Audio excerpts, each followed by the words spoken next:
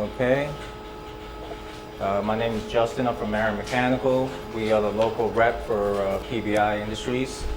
I actually started up these two water heaters when they were first installed. I'm just going to go over the training as far as the controls, the mode of operation, any warranty questions I'll be able to answer, and any questions you guys have at the end, go ahead and ask me. Just to go over the way these heaters are built, they're each 400 tanks, gallon tanks, storage. They're both Aquaplex stainless steel tanks, and they each have a 25-year warranty on the tanks, 3-year warranty on the heat exchanger, and a 1-year warranty on any service. The date starts from the day that they were started up. And to know that, you would call the manufacturer, give them the serial number, and they would tell you the date that it was started up. As far as the tanks go, they're boiler water to domestic water heat exchangers and storage tank. The boiler water comes in here, and if this valve is open, it allows the return to go back to the water. So it allows the boiler water to flow inside of the tubes of the heat exchanger that is then surrounded by the domestic hot water, in turn heating up the domestic hot water.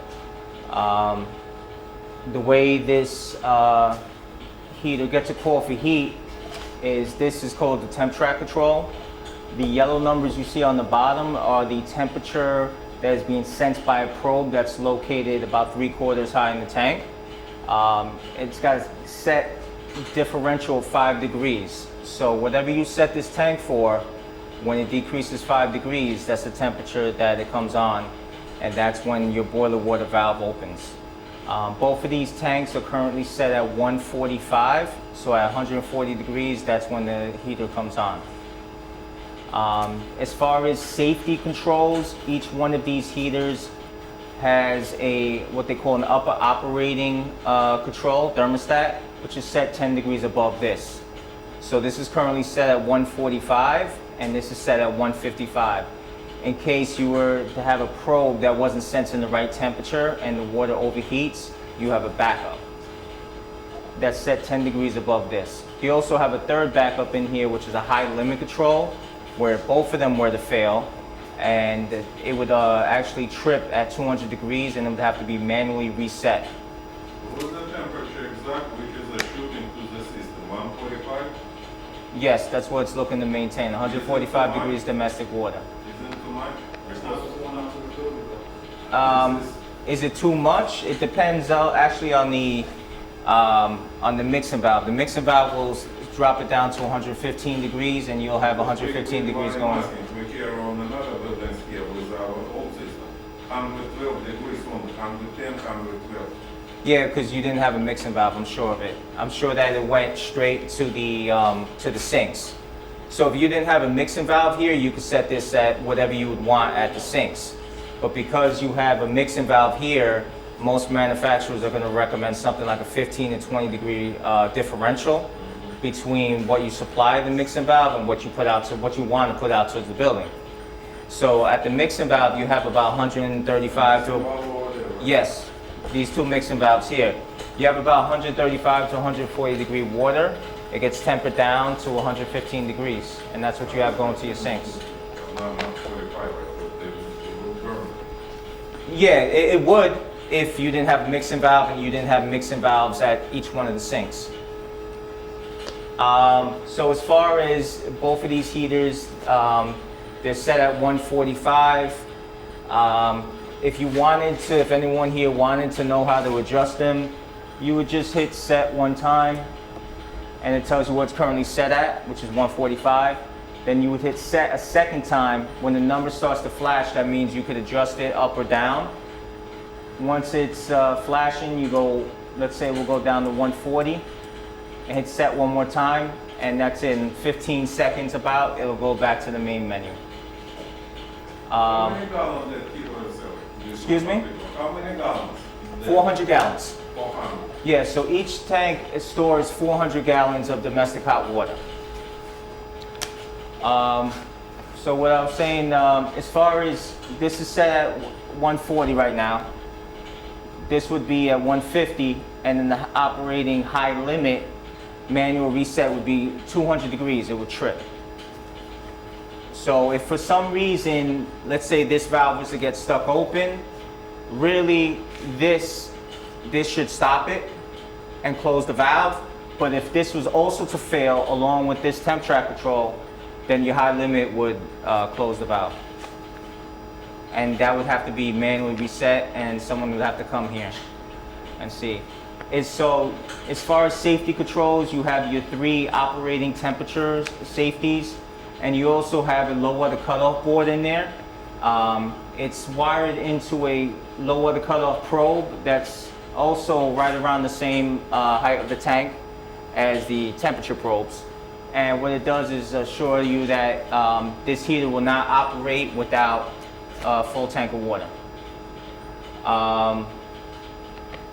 As far as proof that you don't have an issue with the low water cutoff, if you look inside the panel, the control panel, you always see a board with a red LED light on it. If the red LED light is on, that means that the board is sensing that you have the right amount of water in the tank. You're at the low water cutoff. Red light's on. Right? Yeah. It means we're okay. Yes. If there's no light at all, then it's in a low water condition. And it would be worthwhile if you were in a low water condition and the red LED light is off, you could come to the side and there's actually a low water cutoff reset button here, and you could hold that in and that would reset the board. But if you reset the board and the light still doesn't come on, then you would have to have service to the water heater. Not just this water ourselves, right? Like this, for example, and manual water, we need to hold something. Well, yeah, it depends. If you drain down this water heater and you drain it down below the water level and you go to fill it back up, you have to hit the low water cutoff reset.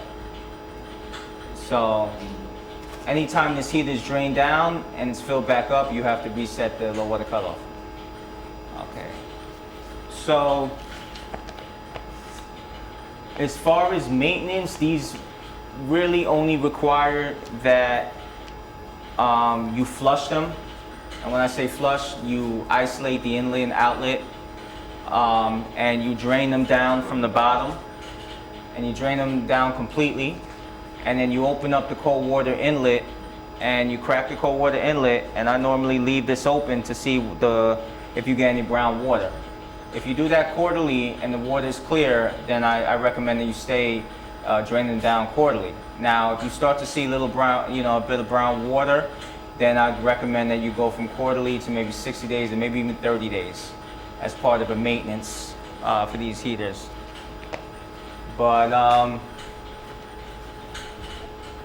as far as that goes, these are really, essentially all of these heaters are just a storage tank with different safeties to make sure that this heater at no point operates without water, and at no point operates above the temperature that it's supposed to safely run at. So currently there's actually a call for heat here. This boiler water valve, when it's in the horizontal position, means it's open. And also the indicator will be set to 90. What I'll do is I'll kill the coffee heat, so you'll see when this goes into the vertical position, it's stopping the boiler water from flowing to the heat exchanger, and you'll see this will go to 0.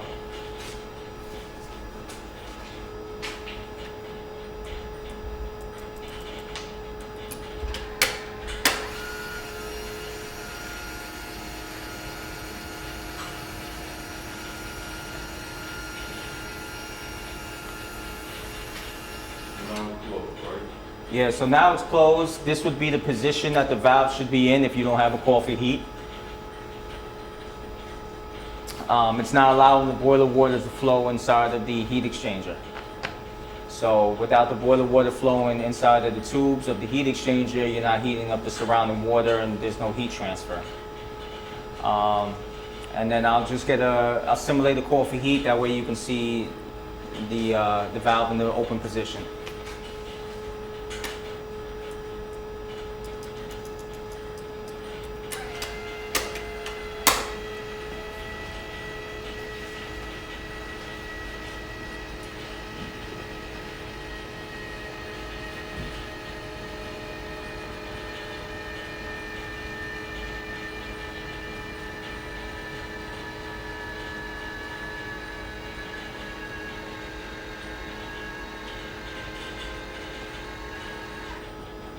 So the valve is in the open position, allowing the water to flow, and now your temperatures should start to increase because you're allowing the boiler water to flow through the tubes, and that's surrounded by the domestic water, and that's what's heating up your domestic water. As far as any issues with this heater, if you're able to provide adequate boiler water to the heater and this valve opens, you shouldn't really have any issues. The manufacturer recommends once a year that the low water cutoff probe gets replaced. I normally recommend any kind of wide strainer on the boiler water, once a year at least, along with the low water cutoff probe. It gets pulled and cleaned, and if you pull the strainer basket on the wide strainer and it has a lot of stuff on it, then I'd recommend to try to increase the frequency that you clean the wide strainer.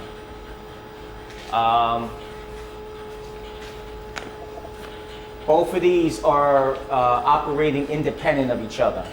They don't have any kind of communication between each other. Then there's no kind of lead lag system here with the two water heaters. They only care about what the temperature is being sensed inside of the tank and what they're looking to operate up until. So each heater is set for 145. When the temperature drops to 5 degrees to 140, the heater gets a call for heat, opening up your boiler water valve, allowing the boiler water to circulate through the heat exchanger. When the temperature on the heater is sensed at 145, your set temperature, then the valve is going to close. Both of these heaters operate the same way. If you were to have an issue with one heater, I always recommend isolating the hot water outlet, because then what will happen is if this heater is giving you an issue, the temperature is going to continue to drop and it's going to mix with the warmer water there, and it's going to affect the temperature on the outlet of your mixing valve, because you're going to have cooler water on one tank and hotter water in another tank, and it's going to bring down the overall temperature.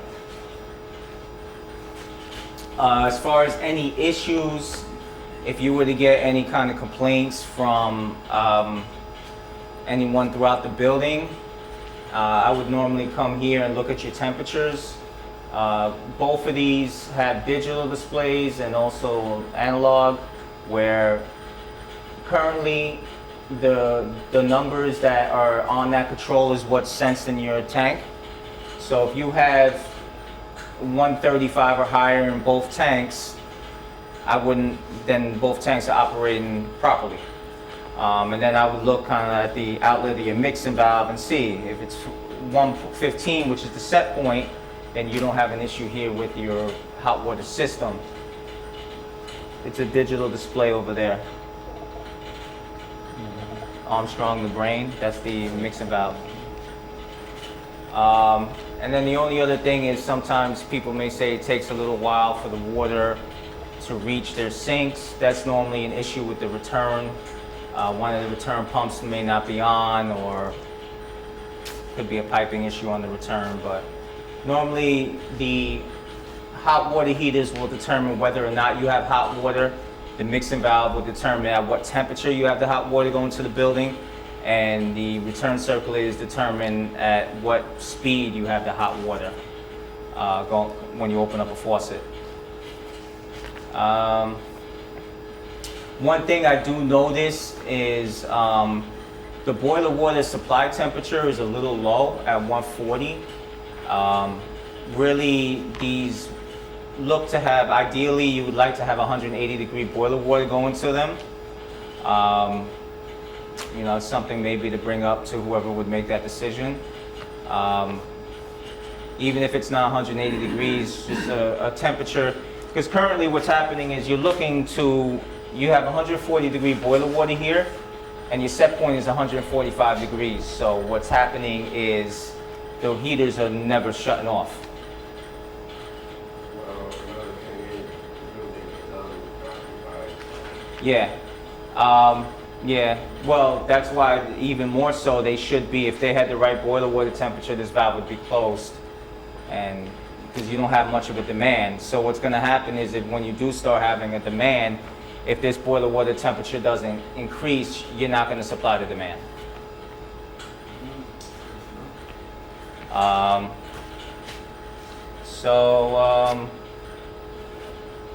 Yeah, I mean, 180 is recommended, but even 160, if you could get up around there, the boiler water temperature supply, then that should be adequate to, supply your demand. I feel like I answered everything. Is there any questions? Yes, it is a question because Sure. I was not first time on a training. Okay. Last time here. Actually, this is not a water heater. It's a heat exchanger, right? It's yeah. Because So it's no burner, no gas No, burner or no. something like that. No. When you're saying boiler water, it means it's taking boiler water from our heating water, yes, from heating boilers, yes, and just switch it, move inside here, right? yeah. So Okay, it's and a mix with the cold water actually, because I used to work on another one, which was a PVI water heater. okay. Actually the same system, but with a gas burner. Right. And it's- Yeah, yeah. It was different. So with this one, it's just a heat exchanger, tube and shell heat exchanger. Well, with this one it's easier because it's no Yeah. like a gas burner. This is No. much more easier. Less components. So you're using with the other unit you're referring to, you're using the gas burner for the flue gases to go inside the tubes, which is surrounded by the Yeah. water, and it's actually your flue gases heating up the Very water. effective. So it has the same, it's very similar heat exchanger there, but the method of transfer is flue gases to domestic water. This is boiler water to domestic water. But we had a problem over there. What's happened? Actually, your company also took care over there with those heaters. Yeah. And installed, but it was in another place. Okay. We had to keep water temperature. It was no like a mixing valve like this one. We had to send water temperature. It was correctional facility. Yeah. Not more than 120 degrees. Right. To keep this temperature, flue gases contain sulfur. I believe sulfur higher supply.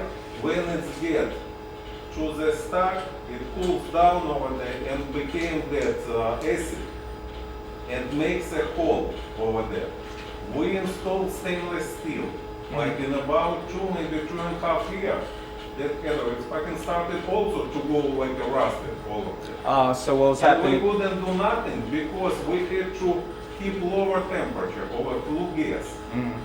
For lower water temperature, lower like a temperature in the boiler itself, Yeah. We Yeah. had a constant problem. What happened is you had condensation in the stack, so you turned something And that's that non-condensing. condensation turned to acid because Yeah. of that temperature, Yeah. combustion temperature, because we had to keep it higher temperature, Yeah. combustion.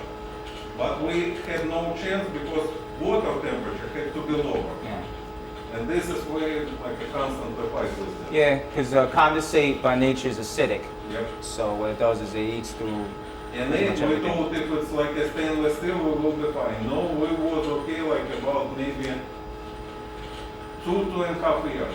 And it started like a rusted holes again, smaller, Yes. then bigger, and we Yeah. get to the same shit again. Well, here you don't have to worry about that issue. You have no flue pipe. You have no fuel at all going through this. It's just water to water heat transfer. The only other thing is, yeah, like I was saying, depending on also the amount of demand you have when this building is at 100% occupancy. Like I said, the boiler water temperature has to come up. That's why, as long as we've been here, if you notice, the temperature hasn't increased, and this valve has been open. It's the set point on the So the domestic water is looking to get heated up at a higher temperature than the boiler water supplying it. So you're never gonna get that. As far as anything else, yeah, so if one of these go into a alarm condition, isolate the hot water outlet. You can call for technical support. If it's something that you guys cannot figure out, you can call for service. And while you wait for someone to come in service, you just isolate the hot water outlet, which on this heater is located right there, and on this heater is located right there. If you have a business card from your company, can we have? Of course, I'll make sure to leave you with a business card before I go.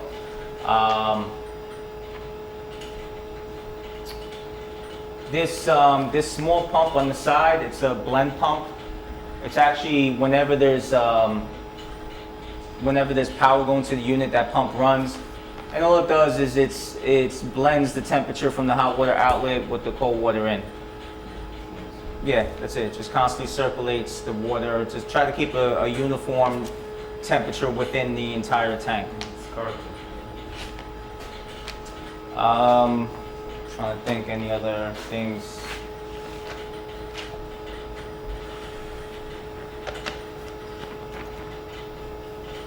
I'm not sure. Any other questions? No?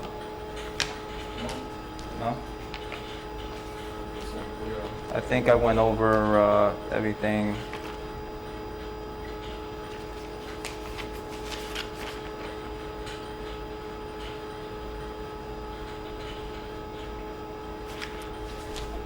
Yeah, I mean that's pretty much it. It's pretty straightforward. It's not much to really look for. If this does go into an alarm condition, you'll hear a beeping noise coming from right here. It's an audible alarm. It'll sound almost like a truck backing up. It'll go beep beep, or just a constant beeping noise. And that's just telling you that there was a call for heat that was then interrupted by some type of alarm condition. That could be this not opening, that could be the high limit, low water cutoff condition. What it'll do is it'll give you kind of a generic alarm just saying, you know, something's wrong with the heater, but then you would have to investigate a little bit more to determine why is an alarm. Those pumps right Yes. here, Those are the return circulating pumps. return circulating. Yes. So what they do is they return any hot water not used by your building back to your hot water heaters. Yes. And it also constantly circulates hot water throughout your piping. That way, as soon as someone opens up a faucet, they have hot water. Yeah. Okay. They also both of these have a pressure relief valve, which is right here. They're both set for 150 pounds. So if the water pressure inside either tank were to increase to 150 pounds, that would lift, and it would go right to the drain, but some of the water would collect. And then you would also have to determine why is my relief valve lifting. Both of these come with pressure gauges at the bottom telling you what the pressure currently is in the two tanks. Both of these are pumped to 50 pounds of pressure. So on your domestic water system, you have 50 pounds of pressure. Then you would determine, okay, if my relief valve is lifting at any point lower than 150 pounds, it's the relief valve. If it's 150 pounds in my tank, my relief valve is lifting, it's just doing its job. Then you would look at things like your PRV supplying your system, your expansion tank, what it's pumped up to. If your system's pumped up, if your system pressure is 50 pounds, that relief valve, that expansion tank has to be pumped up to 50 pounds as well. So just to, I guess, go over that. I think that's it. Any other questions? Anyone? Yeah, any other questions? No? All right. That's good. Yeah. Thanks. Thank you.